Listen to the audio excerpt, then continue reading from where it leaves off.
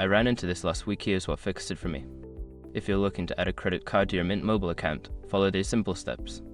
Step 1. Log into your account. Open a Mint mobile app or visit their website and log in using your credentials. This will take you to your account dashboard.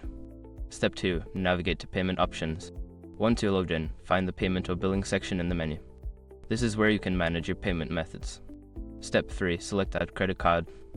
In the Payment Options section, look for an option that says Add Credit Card or Add Payment Method. Click on it to proceed. Step 4. Enter your credit card details. Fill in your credit card information, including the card number, expiration date, and CVV. Make sure to double check for any typos.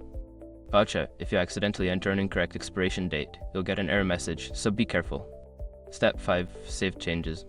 Before filing a refund or dispute, use the s.com link in the description to open the refund dispute deadline calculator and confirm your deadline.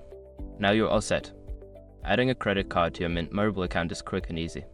If you have any questions, feel free to ask.